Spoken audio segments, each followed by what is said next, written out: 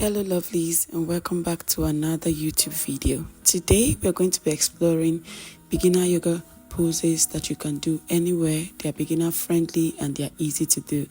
The first one is child's pose, and we're starting out with some breathing techniques. Mind you can do it alone or you can do it if you have somebody around you. We're going to start off with child's pose, and after that we're going to go straight into cat cow. Inhale, head up. Exhale, round your back and look towards your belly button. We're going to do that for 3 more times. Exhale, round your back. Keep going. Inhale, head up. Exhale, round your back, and then we're going to lengthen out one of our legs. Let's say you lengthen out your right leg, you're going to be adding your left hand, that's the alternating hand, to it, and we're just going to find our balance. So guys, we'll go for alternating leg raise. Remember to find your balance using your hip and your core. Remember to take deep breath, inhaling and exhaling. Now guys, we're going to go back to cat cow. Inhale, head up. Exhale, round your back and look towards your belly button. We're going to switch to the left leg. Once we find our balance, we're going to raise up the alternating leg and then find our balance. Remember to take those deep breaths, inhaling and exhaling, stretching your legs all the way up to your glute and your hand. The next pose we're going to come into seated butterfly pose, where our legs are touching each other and we are swaying side to side. This hip opener is very beginner friendly. It's easy to do, although depending on your level you can decide to do it deeper or lighter.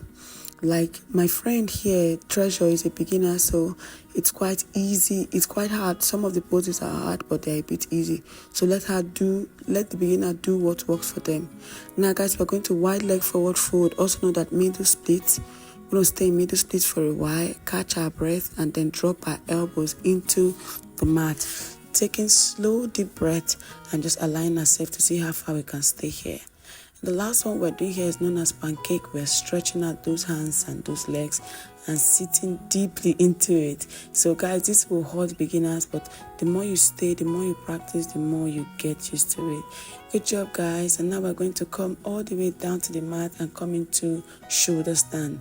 Now beginner, this is a very good pose to relieve you of back pain, to stretch your back and stretch your legs. And because it's an inversion, it also has a way of allowing you to just stretch areas you will not usually stretch. And guys, we're going to slowly come back to shoulder stand and then hands on the mat. Soles of your feet together, and then we're going to rest.